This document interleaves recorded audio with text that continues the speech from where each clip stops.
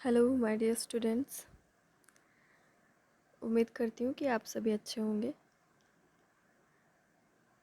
हमने कल असाइनमेंट से रिलेटेड बात की और आज हम अपनी अगली क्लास में एम.एन. श्रीनिवास का ही एक अगला कॉन्सेप्ट समझने जा रहे हैं जिसका नाम है प्रभु जाति, है ना। और इंग्लिश में जैसे कहते हैं डोमिनेंट कास्ट। ठीक है, तो इसके बारे में आज हम जानेंगे। बहुत ही इम्पॉर्टेंट टॉपिक है और एम.एन. श्रीनिवास पूरा ही बहुत ही ज़्यादा इम्पॉर्टेंट टॉपिक है क्योंकि इससे रिलेटेड क्वेश्चंस बहुत ज़्यादा एग्ज़ाम में पूछे जाते हैं, इसलिए बहुत ही ज़्यादा इम्पॉर्टेंट टॉपिक है। ठीक है, तो डोमिनेंट कास्ट से रिलेटेड स्टडी हम देखते हैं एम.एन. श्रीनिवास की थी मैसूर के रामपुरा विलेज में 1959 में इन्होंने स्टडी की। ठीक है, और डोमिनेंट कास्ट से रिलेटेड बुक की अगर हम बात करें तो इससे रिलेटेड बहुत सारी मतलब डोमिनेंट के कास्ट के बारे में इन्होंने अपनी काफ़ी सारी बुक्स में ज़िक्र किया है। एक बुक है इनकी dominant caste and other essays. ठीक है, ये तो पूरी डोमिनेंट कास्ट पर ही बेस्ड है, जैसे नाम से पता चल रहा है। इसके अलावा एम.एन. श्रीनिवास की इंडियाज़ विलेज है, सॉरी इंडियाज़ विलेजेस। ठीक है, इंडिया में एपोस्ट्रॉफी एस लगाओगे, इंडियाज़ विलेजेस। ठीक है, और इनकी एक और किताब है बहुत ही famous, social change in modern India. ठीक है, इसमें इन्होंने बताया है कि कास्ट से रिलेटेड कितनी कैरेक्टरिस्टिक होते हैं जिनको हम मतलब डोमिनेंट कास्ट में कितने कैरेक्टरिस्टिक होते हैं जिनके बेस पर हम कह सकते हैं कि कोई कास्ट डोमिनेंट कास्ट है या नहीं। ठीक है, मतलब एक जाति की कुछ विशेषताओं का उल्लेख किया है इन्होंने social change in modern India में, है ना, जिसके आधार पर हम बताएंगे कि कोई जाति प्रभु जाति है या नहीं। ठीक है, फिर इनकी किताब इंडियाज़ विलेजेस में इन्होंने क्या किया है, डोमिनेंट कास्ट की डेफिनेशन दी है। ठीक है, डोमिनेंट कास्ट की डेफिनेशन मिलती है इनकी इस किताब में। उस डेफिनेशन के बारे में अभी हम बात करेंगे। ठीक है, लेकिन आपको मैंने पहले ही बता दिया कि ये सारी चीज़ें अब नोटिस करते हुए चलिएगा। ठीक है, डोमिनेंट या प्रभु जाति, डोमिनेंट कास्ट, है ना। पहले तो इसका वर्ड से ही मतलब समझ लो, डोमिनेंट मतलब जो चीज़ डोमिनेट करे, है ना। आपको पता है डोमिनेंट का मतलब या डोमिनेशन का मतलब क्या होता है, जिसका प्रभाव हो, जिसका प्रभुत्व हो, जो हावी हो। सिंपल भाषा में अगर हम बात करें, है ना, इस तरीके से अगर इस वर्ड का हम मतलब समझें तो इसका ये मतलब होता है। ठीक है, मतलब जो अवधारणा का नाम होता है ना, वो ही काफ़ी कुछ बता देता है अवधारणा के बारे में कि अवधारणा के अंदर क्या हो सकता है। ठीक है, तो 1959 में इन्होंने मैसूर के रामपुरा विलेज पे स्टडी किया और वहीं पे जो स्टडी की वहीं से इनकी कॉन्सेप्ट निकल करके आया डोमिनेंट कास्ट का या प्रभु जाति का। ठीक है, तो पूछेगा अगर कोई कि डोमिनेंट कास्ट की अवधारणा किसने दी, आप बताओगे एम.एन. श्रीनिवास ने। ठीक है, एम.एन. श्रीनिवास ने जब मैसूर के रामपुरा विलेज में स्टडी की 1959 में, तब इन्होंने ये कॉन्सेप्ट दिया। ठीक है, जब आप इस कॉन्सेप्ट को समझोगे तो आपको पता चलेगा कि कैसे पहले जो जाति व्यवस्था थी, कई साल पहले की जो जाति व्यवस्था थी, जो कि बहुत ही ज़्यादा रिजिड थी, बहुत ही ज़्यादा जो चेंज एक्सेप्ट नहीं करती थी, है ना। और जाति पंचायत के द्वारा उसका संचालन किया जा रहा था उस जाति व्यवस्था का। उसमें जब आप 1959 की स्टडी देखते हो तो उस टाइम पीरियड पे आप देखोगे कि कैसे समाज में जो प्रोसेस थी, सोसाइटी में जो इंडियन सोसाइटी में जो प्रोसेसेस थी वो चेंज हो गई थी। कहाँ पहले जाति व्यवस्था का इतना ज़्यादा प्रभाव था कि मतलब उसके बिना कोई एक इंसान कुछ भी नहीं कर सकता था, उसके रूल्स रेगुलेशन के विरुद्ध जाकर के कोई काम नहीं कर सकता था। और जाति पंचायतें दंड देने का काम करती थी अगर कोई उसके विरुद्ध काम करेगा तो।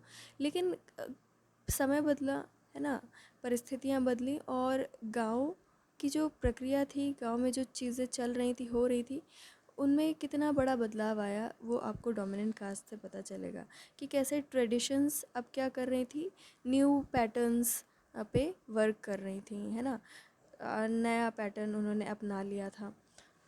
ठीक है, नया पैटर्न अपनाने का मतलब एक नए तरीके से उन्होंने अपने हिसाब से काम करना शुरू कर दिया था। जो पुराने रूल्स थे उनका प्रभाव कम होने लगा था, है ना, वो अभी आपको डोमिनेंट कास्ट से पता चलेगा।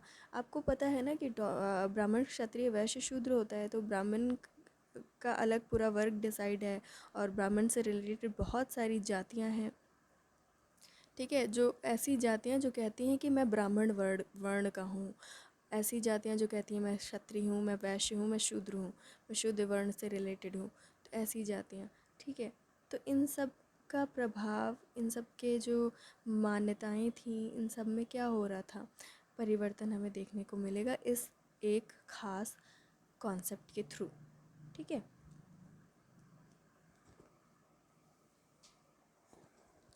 अब हम उस डेफिनेशन की बात कर लेते हैं जिसे एम एन श्रीनिवास ने अपनी बुक इंडियाज़ विलेज में दिया हुआ है, ठीक है। जब आप उस डेफिनेशन को ध्यान से सुनोगे तो आपको काफ़ी कुछ पता चल जाएगा कि एक प्रभु जाति किस जाति को कहते हैं, है ना।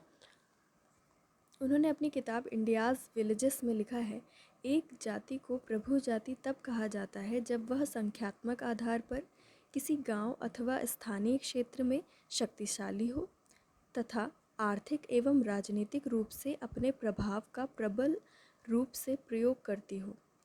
यह आवश्यक नहीं कि परंपरागत जातीय संस्तरण में वह सर्वोच्च जाति के रूप में ही हो, ठीक है। एक और बार रिपीट कर देती हूँ। एक जाति को प्रभु जाति तब कहा जाता है जब वह संख्यात्मक आधार पर, ठीक है, एक हो गया संख्यात्मक आधार पर, किसी गांव अथवा स्थानीय क्षेत्र में शक्तिशाली हो तथा, अब दो और चीज़ों की बात करेंगे, आर्थिक और राजनैतिक, ये दूसरा और तीसरा हो गया, आर्थिक और राजनैतिक रूप से अपने प्रभाव का प्रबल रूप से प्रयोग करती हो, और आवश्यक नहीं ये कि वो परंपरागत जाति संस्तरण में सर्वोच्च जाति के रूप में ही हो। मतलब जैसे अभी मैंने कहा ब्राह्मण, क्षत्रिय, वैश्य, शूद्र है, तो उसमें सर्वोच्च जाति क्या है, ब्राह्मण से रिलेटेड जो भी जातियाँ होंगी वो सर्वोच्च होंगी, लेकिन ज़रूरी नहीं, इन्होंने कहा डोमिनेंट कास्ट में वो सर्वोच्च जाति के रूप में ही हो, ठीक है। इंग्लिश में देख लेते हैं। A caste is dominant when it is numerically strongest in the village और local area and economically and politically exercises a preponderating influence, ठीक है। It need not to be highest caste in term of traditional and conventional ranking of caste, ठीक है। समझ में आया ना, numerically strongest होना चाहिए, और इकोनॉमिकली और पॉलिटिकली एक्सरसाइज होनी चाहिए उसकी, और ज़रूरी नहीं, it not need to be highest caste in term of traditional and conventional ranking of caste, ठीक है। इंडियाज़ विलेजेस से रिलेटेड है। एक और बार डेफिनेशन इंग्लिश में रिवाइज कर देती हूँ, रिपीट कर देती हूँ। A caste is dominant when it is numerically the strongest in the village or local area and economically and politically exercises a preponderating influence, ठीक है। It need not to be the highest caste in term of traditional and conventional ranking of caste, ठीक है। तो ये चीज़ उन्होंने बताया, तो आपको पता चला ना कि कोई एक ख़ास एरिया में जब कोई ख़ास जाति, चाहे वो कोई भी जाति हो, ज़रूरी नहीं कि वो अपने वर्ण व्यवस्था में सबसे सर्वोच्च हो, कोई भी ऐसी जाति हो सकती है किसी ख़ास एक एरिया में, किसी ख़ास गांव में, है ना। जैसे इन्होंने कहा किसी गांव या स्थानीय क्षेत्र में शक्तिशाली हो, अपने इस डेफिनेशन में, है ना। इन्होंने कहा विलेज और लोकल एरिया, तो उसमें क्या हो, बस कोई भी कास्ट हो सकती है, वो शक्तिशाली होनी चाहिए। कैसे, न्यूमेरिकली, मतलब जो एक खास कास्ट है उसका, उसके जो लोग हैं, उसके जो सदस्य हैं वो बहुत ज़्यादा होने चाहिए, इतने ज़्यादा कि उनको बोला जा सके कि ये न्यूमेरिकली स्ट्रॉन्ग है, संख्यात्मक रूप से क्या है, बहुत ज़्यादा शक्तिशाली हैं। इसके अलावा उनका प्रभाव कहाँ पर हो, इकोनॉमिक फील्ड में और पॉलिटिकल फील्ड में, दोनों जगह उनका प्रभाव हो, मतलब दोनों पावर उनके पास ये भी होनी चाहिए कि आर्थिक हो और राजनीतिक रूप से भी हो, पावरफुल हो, ठीक है। तो ऐसी जो कास्ट होती हैं उनको क्या कहा जाता है, डोमिनेंट कास्ट। और भी देखो, इसके बाद एम एन श्रीनिवास ने अपनी किताब social change in modern India में डोमिनेंट कास्ट की बात की और बताया, कहा कि एक ख़ास विलेज में या ख़ास किसी लोकल एरिया में एक कास्ट का डोमिनेंस किस बेस पर होता है ना, वो बेस उन्होंने बताया, है ना। स्पेशली उन्होंने बेसिस की बात की, उन्होंने कहा कि 3 बेस होते हैं, 3 बेसिस, 3 आधार होते हैं, ठीक है। भारत के जो गांव हैं वहाँ पर जो जातियाँ होती हैं, अगर इन तीन आधार पर वो शक्तिशाली हैं तो वो क्या कही जाएंगी, डोमिनेंट कास्ट या प्रभु जाति, ठीक है। तो इन 3 विशेषताओं या 3 बेसिस के बारे में हम जानते हैं, जो कि किस बुक में इन्होंने बताया फिर, social change in modern India. पहली इन्होंने विशेषता बताई कि उपलब्ध स्थानीय कृषि भूमि के बड़े भाग पर स्वामित्व होना, मीन्स इनके पास लैंड ओनरशिप होनी चाहिए, है ना, ज़्यादा लैंड होनी चाहिए इनके पास। तो एक इन्होंने बताया लैंड ओनरशिप, उपलब्ध स्थानीय कृषि भूमि के बड़े भाग पर स्वामित्व होना, ठीक है। फिर जाति की सदस्य संस्था का यथेष्ट होना, ठीक है, जाति की सदस्य संस्था का यथेष्ट होना मीन्स वो जो कास्ट होनी चाहिए वो ट्विन बॉर्न कास्ट होनी चाहिए। मतलब ये जो शूद्राज होते हैं ये डोमिनेंट कास्ट में नहीं आते हैं, ठीक है, क्योंकि उनको कोई एक्सेप्ट ही नहीं करेगा डोमिनेंट, है ना, जो शूद्र होंगे। फिर जो थर्ड है आपका, जाति स्थानीय जाति संस्थरण के आधार पर जाति का तुलनात्मक रूप से एक उच्च स्थान पर होना, ठीक है। और इसमें बेटा ये ध्यान रखना है कि जैसे ये 3 विशेषताएं हैं तो ये 3 एक बेस हैं किसी भी कहीं की भी डोमिनेंट कास्ट का, लेकिन ये एक कॉन्सेप्ट जो है डोमिनेंट कास्ट, ये एक भूलना मत कभी भी कि ये एक लोकल कॉन्सेप्ट है, ये एक स्थानीय अवधारणा है। स्थानीय अवधारणा के होने का मतलब होता है कि प्लेस टू प्लेस ये चीज़ अलग अलग दिखाई देगी। मतलब जैसे एक किसी स्पेसिफिक एरिया में, जैसे रामपुरा विलेज की स्टडी की, तो अगर मान लो, मुझे मालूम नहीं है बट मान लो वहाँ पर क्षत्रिय जो कास्ट है वो क्षत्रिय वर्ण से रिलेटेड जो कास्ट है वो डोमिनेंट है, तो रामपुरा में तो इन्होंने ये देखा। बट अगर हम किसी और विलेज में जाएं, श्रीपुरम गांव में चले जाएं, तो वहाँ पर अगर हम स्टडी करें तो वहाँ पर ज़रूरी नहीं है कि क्षत्रिय वर्ण से रिलेटेड कास्ट ही हमें डोमिनेंट कास्ट दिखे, वही हमें प्रभु जाति के रूप में दिखे, ठीक है, ये ज़रूरी नहीं होता है। तो इसीलिए से एक लोकल कॉन्सेप्ट कहते हैं। अब देखिए, अभी मैंने आपको एम.एन. श्रीनिवास के 3 बेसिस बताए, तो वो तो हो गए एम.एन. श्रीनिवास के 3 बेसिस, ठीक है। जब अदर सोशोलॉजिस्ट ने डोमिनेंट कास्ट पे स्टडी किया तो उन्होंने देखा कि ज़रूरी नहीं है कि ये 3 ही आधार हों जिसको देखते हुए हम ये कह सकते हैं कि कोई कास्ट डोमिनेंट है।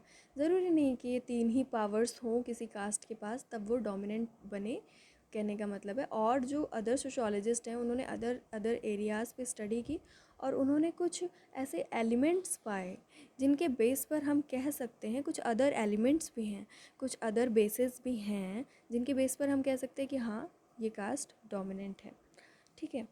तो चलिए हम लोग देख लेते हैं। जैसे आपके अब अगर हम लैंड ओनरशिप की बात करें, भू स्वामित्व की बात करें, तो कहने का मतलब यही होता है कि जो कृषि जिस जिस भूमि पर हम कृषि कर सकते हैं, खेती कर सकते हैं, फसल उगा सकते हैं और उससे पैसे कमा सकते हैं, तो ऐसी भूमि जिसके पास ज़्यादा होगी, ठीक है, जिस जाति के लोगों के पास ऐसी भूमि ज़्यादा होगी, ठीक है, तो वो उससे भी निर्धारित होता है कि उस कास्ट की डोमिनेंस होगी, ठीक है। के.एल. शर्मा की किताब है, बहुत इम्पोर्टेंट किताब, के.एल. शर्मा की the changing rural stratification system, the charging rural stratification system, इसमें ये लिखा हुआ है, अच्छा चार्जिंग लिखा हुआ है, चेंजिंग होना चाहिए, एक सेकेंड बेटा, ठीक है। तो वो इम्पोर्टेंट किताब के.एल. शर्मा की कौन सी है, the changing rural stratification system, ठीक है। जैसे कि आप देख रहे हो इन्होंने तो साफ साफ किताब का नाम भी रखा है कि स्ट्रेटिफिकेशन सिस्टम ग्रामीण एरियाज़ में, मतलब रूरल एरियाज़ में चेंज हो रहे हैं ना, इनकी किताब में ही छुपा हुआ है ये चीज़। The changing rural stratification system, है ना, जैसा कि मैंने स्टार्टिंग में ही, लेक्चर के स्टार्टिंग में आपको बताया कि कहाँ पहले ट्रेडिशंस इतना ज़्यादा फॉलो किया जाता था कि कास्ट सिस्टम फॉलो करवाती थी जाति पंचायत, ठीक है। तो अब क्या है, लेकिन स्ट्रैटिफिकेशन का जो कॉन्सेप्ट है वो चेंज हो गया। तो के एल शर्मा की ये किताब है ना। तो इसमें इन्होंने लैंड ओनरशिप के बारे में एक बात बताई है कि बोवारी गांव में जो जाट और गुजर प्रभु जातियाँ हैं, है ना, ठीक है। तो इन्होंने अपनी इस किताब में बताया के एल शर्मा ने कि बोवारी गांव है, तो वहाँ पर जाट और गुजर जो है वो प्रभु जातियाँ हैं। यहाँ पर क्या है, गांव में पूरा जितना भी गांव है, उस पूरे गांव का 705 एकड़ भूमि जो है, पूरे गांव की 705 एकड़ भूमि है, और उसका 383 एकड़ भूमि जाटों का और 200 एकड़ भूमि गूजर का है। समझ गए। तो जाट और गूजर वहाँ पे डोमिनेंट कास्ट है, और टोटल गांव का जो लैंड है वो 705 एकड़ है, और वहाँ के 383 एकड़ किसका है, जाटों का है, और 200 एकड़ किसका है, गूजर का है। तो इस तरीके से वहाँ पर इसी वजह से कौन है, जाट और गुजर प्रभु जातियाँ हैं, ये डोमिनेंट कास्ट है। इसी तरीके से एक इम्पॉर्टेंट किताब है योगेंद्र सिंह की, जो कि बहुत ज़्यादा एग्ज़ाम में आजकल पूछी जा रही है, मॉडर्नाइजेशन ऑफ इंडियन ट्रेडिशन, ठीक है, modernisation of Indian tradition, Yogendra Singh, ठीक है। तो उन्होंने अपनी इस किताब में बताया है कि मैसूर राज्य का वानगला और डेलाना, ठीक है, मैसूर राज्य है, वहाँ का वानगला और डेलाना गांव जो है, वहाँ पर ओकलिंगा जाति प्रभु जाति है, डोमिनेंट कास्ट है।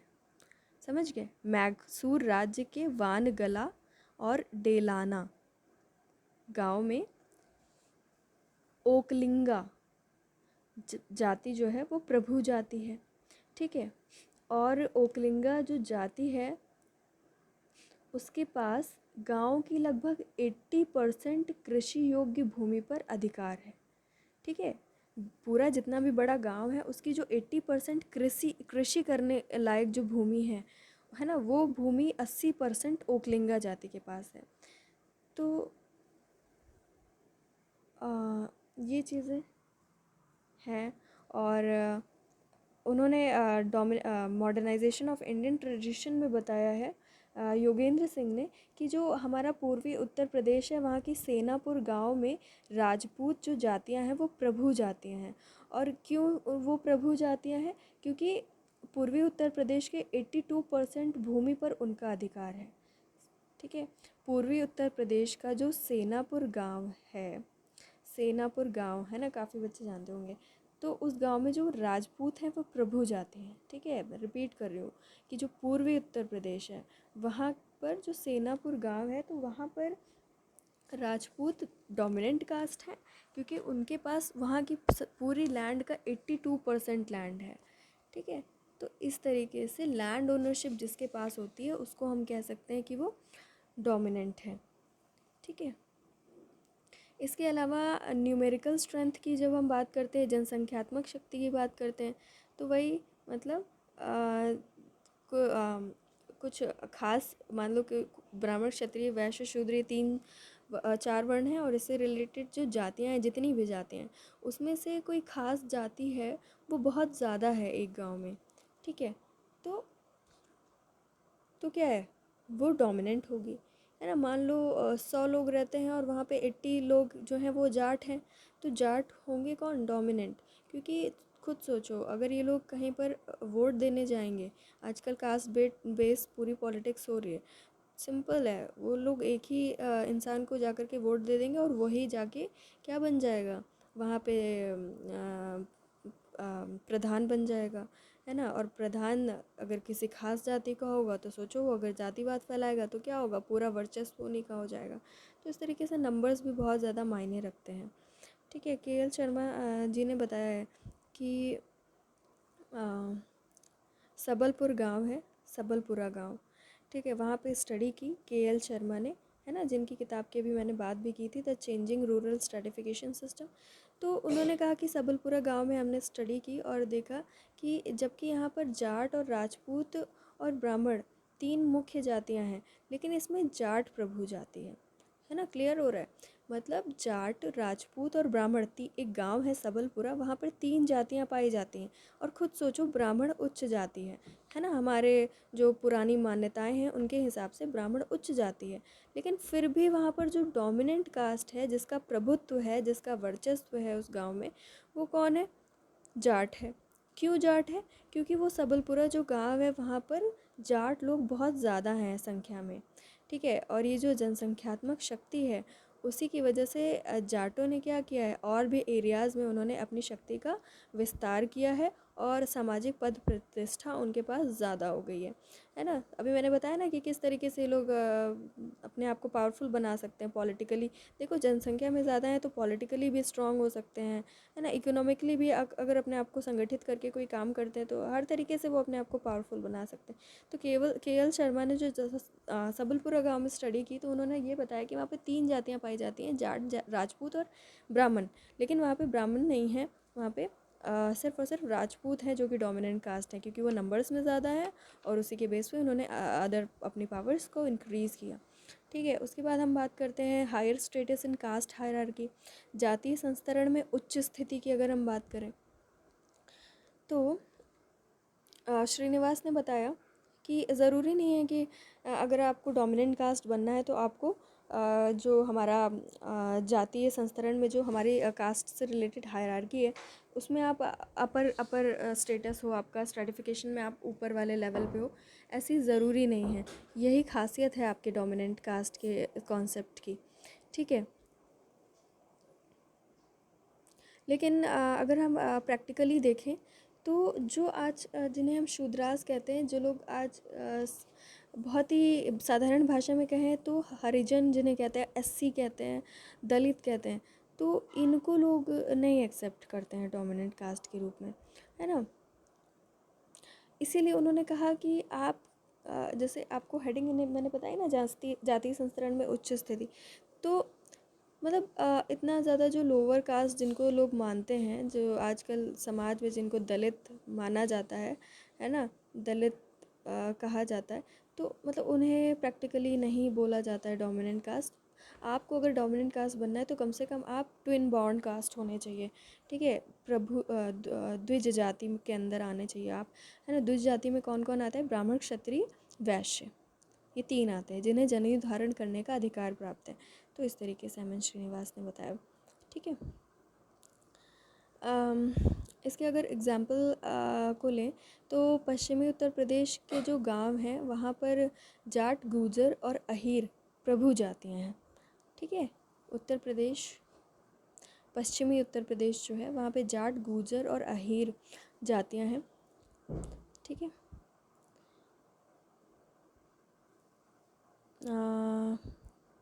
वहाँ पे जाट, गुर्जर और अहीर प्रभु जातियाँ हैं, ठीक है। इसी प्रकार पूर्वी उत्तर प्रदेश के गाज़ीपुर ज़िले में कुछ गांवों के अध्ययन से ये पता चला है कि यहाँ पर अहीर और कोयरी, जिन्हें कुशवाहा कहा जाता है, आदि जो जातियाँ हैं वो इस तरीके की जातियाँ, बेसिकली यही दोनों, अहीर और कुशवाहा, ठीक है। पूर्वी उत्तर प्रदेश के गाज़ीपुर ज़िले में ये लोग डोमिनेंट हैं, ठीक है।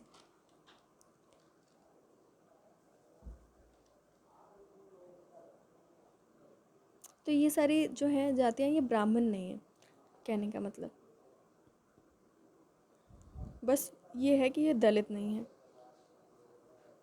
ठीक है।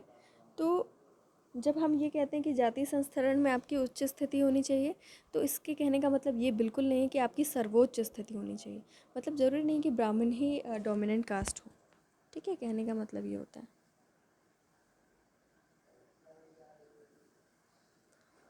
फिर नेक्स्ट पॉइंट पे अगर हम आएँ तो क्या होगा?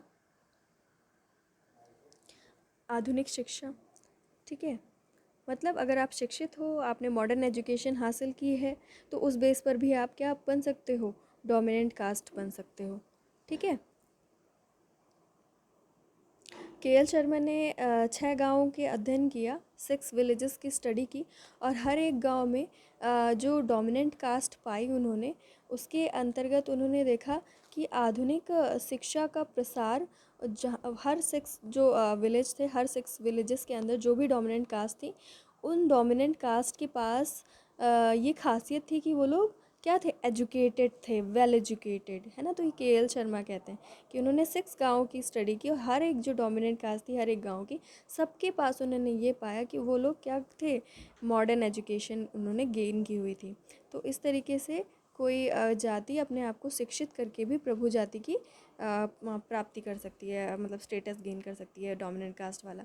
फिर है आपका प्रशासनिक स्थिति, एडमिनिस्ट्रेटिव स्टेटस, है ना। प्रशासनिक स्थिति आप जानते हो, बहुत ही सिंपल है, पॉलिटिकल पावर, है ना, पॉलिटिकल पावर से रिलेट करती है।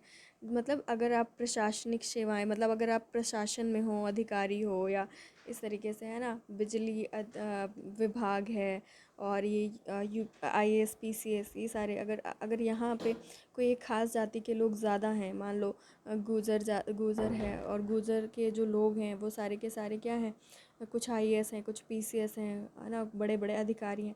तो ऐसी कास्ट से रिलेटेड अगर हैं, अगर आप, तो आप क्या बन जाओगे, डोमिनेंट कास्ट। इसके अलावा आपके पास अगर आर्थिक संपन्नता है, इकोनॉमिक वेलबींग, ठीक है, अगर आप इकोनॉमिकली स्ट्रांग हो तो भी क्या है, आप डोमिनेंट कास्ट की श्रेणी में आओगे, है ना। इलियट हैं एक, ठीक है, GM इलियट। तो उन्होंने बताया है कि प्रभु जाति के अंदर जो जातियां आती हैं वो सभी क्या करती हैं, कृषि में आधुनिक टेक्निक्स का यूज़ करती हैं, मॉडर्न टेक्निक्स का, कृषि की आधुनिक प्रविधियों का प्रयोग करती हैं। अब आधुनिक प्रविधियों का प्रयोग करती हैं तो उससे क्या होता है, उनका अब ज़्यादा जो है प्रोडक्शन होता है, भले ही ज़मीन बहुत ज़्यादा ना हो, बट वो लोग क्या करते हैं, मॉडर्न टेक्निक्स यूज़ करके बहुत ज़्यादा प्रोडक्शन करते हैं, जिससे बहुत अमीर हो गए हैं। अब जो बहुत ज़्यादा अमीर हैं वो डोमिनेंट बन गए हैं अपने गांव के, समझ गए। एग्ज़ाम्पल है आपका पूर्वी उत्तर प्रदेश के गाज़ीपुर जनपद में स्टडी की जब कुछ गाँव की, तो उस कुछ गाँव से गाज़ीपुर पूरा जनपद है, ठीक है, उस गाँव की उस जनपद से रिलेटेड गाँव की स्टडी की, तो पाया गया कि यहाँ पे यादव और कुशवाहा जो जातियाँ हैं उनके पास भूमि बहुत कम मात्रा में है, बहुत कम नहीं, मीन्स अदर्स से कम, जो है ना, जिस अभी जो स्टार्टिंग में जिनके बारे में लैंड ओनरशिप के बारे में जब हम बात कर रहे थे, तो सबके पास, पूरी जाति के पास 80% 82% पूरे गांव की भूमि थी, तो उनको डोमिनेंट कर रहे थे। बट यहाँ पर इकोनॉमिक वेलबींग वाले पॉइंट में, आर्थिक संपन्नता वाले पॉइंट में हम बात कर रहे हैं कि बहुत ज़्यादा भूमि नहीं है, फिर भी वो डोमिनेंट कास्ट हैं। पूर्वी उत्तर प्रदेश के गाज़ीपुर जनपद के कुछ गाँव में स्टडी की और वहाँ पर पाया गया कि यादव और कुशवाहा जाति के पास भूमि की मात्रा कम है, फिर भी वो क्या है, डोमिनेंट कास्ट है। क्यों डोमिनेंट कास्ट है? क्योंकि वो लोग इकोनॉमिकली वेलबींग है, आर्थिक संपन्नता है उनके पास, ठीक है। इलियट मैरिल ने ये चीज़ बताया, क्लियर किया कि अगर उन्होंने बताया, मतलब कि प्रभु जाति के अंदर आने वाली जो जातियां हैं, वो लोग क्या करती हैं, कृषि से रिलेटेड जो टेक्निक्स हैं, जैसे ट्रैक्टर का यूज़ कर रहे हैं, एक हल का यूज़ कर रहे हैं, तो ट्रैक्टर वाला जो होगा वो डोमिनेंट कास्ट में पाया जाता है ज़्यादातर, ठीक है। फिर है विकास योजनाओं से लाभ की सीमा, extent of benefit from development programs. अरे बहुत सिंपल है ना ये तो। अगर जिसको ज़्यादा ये सारी चीज़ें, मींस अवेयरनेस होती है ना, आपको पता है पॉलिसीज़ गवर्नमेंट कोई चलाती है, तो क्या है, जिसको जिसको उसके पॉलिसी के बारे में पता ही नहीं है कि कैसे इसका लाभ हम प्राप्त करें, मतलब जो जो जिसे पता है वो इसका लाभ प्राप्त कर रहा है और आगे बढ़ जा रहा है, और वो डोमिनेंट हो जा रहा है ना। जैसे एलियट ने कहा है कि आंध्र प्रदेश में अधिकांश डोमिनेंट कास्ट वो वाली हैं, वो लोग हैं जो क्या कर रहे हैं, सामुदायिक विकास की योजनाओं का ज़्यादा से ज़्यादा लाभ प्राप्त कर रहे हैं। मीन्स गवर्नमेंट क्या करती है, वो तो सबके अच्छे के लिए और सबको ऊंचा उठाने के लिए ही प्रयास करती है। ऊंचा उठाने का इन द सेंस उसको अच्छा करने का, है ना, उसको उसको हर तरीके से संपन्न बनाने का काम करती है गवर्नमेंट, इसीलिए वो पॉलिसीज़ चलाती है अलग अलग। लेकिन किसान क्या होते हैं, मान लो उनको खाता ही नहीं खुलवाना आता, तो पैसे कहाँ से आएंगे उनके पास। तो इसी तरीके से उन्होंने कहा, एक और पॉइंट दिया डोमिनेंट कास्ट में, कि वो जातियाँ जो जो गवर्नमेंट पॉलिसीज़ का बहुत ज़्यादा इस्तेमाल कर सकती हैं, लाभ उठा सकती हैं, वो भी डोमिनेंट कास्ट में हमें मिली। तो एक पॉइंट कुछ लोगों को ये भी मिला, और इलियट ने इस बारे में बात की है, ठीक है। फिर आता है आपका पॉलिटिकल डोमिनेंस। बहुत इजी है। पॉलिटिकली अगर आपके पास पावर है, स्ट्रांग हो, तो आप डोमिनेंट कास्ट में हो ना। मान लो कोई गांव है, वहाँ पर 10 लोग हैं और 10 में से सिर्फ 3 लोग ऐसे हैं जिनके पास पॉलिटिकल डोमिनेंस है, बट बाकी के पास नहीं है। लेकिन यहाँ पर सिर्फ 3 ही ऐसे लोग हैं और उनके पास भूमि भी कम है, तब भी वो लोग क्या हैं?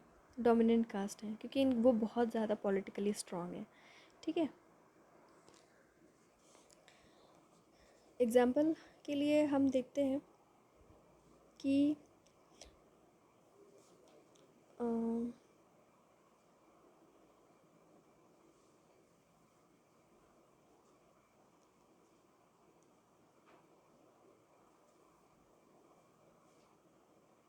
ठीक है, उत्तर भारत के गाँव में जो कुछ जातियाँ पाई गई जिनके पास पॉलिटिकल पावर बहुत ज़्यादा थी, तो उन प्रभु जातियों को, उन डोमिनेंट कास्ट को क्या बोलने लगे लोग? अजगर। ठीक है, वो जो स्नेक होता है, अजगर। क्योंकि ये जातियाँ क्यों उनको डोमिनेंट के अजगर के नाम से क्यों बोल रहे हैं? क्योंकि ये जातियाँ अपनी शक्ति से क्या करती थी?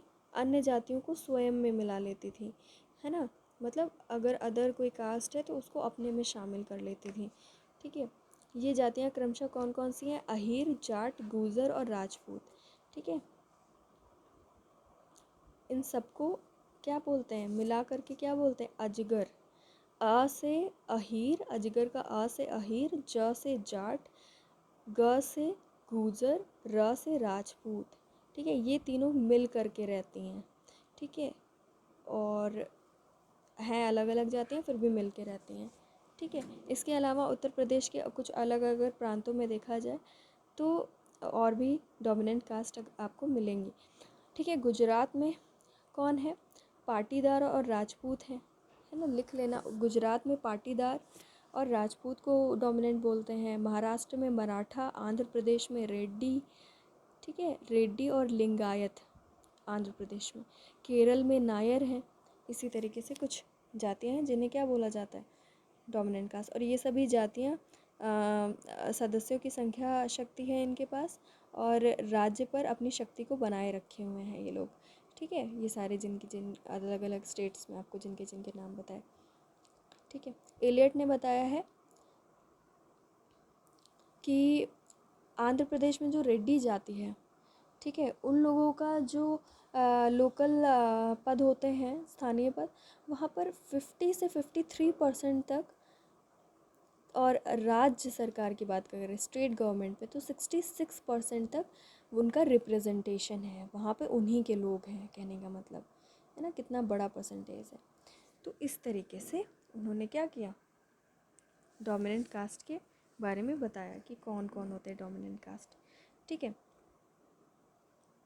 और ये जो एम.एन. श्रीनिवास हैं, इन्होंने मैसूर के रामपुरा विलेज की स्टडी की थी।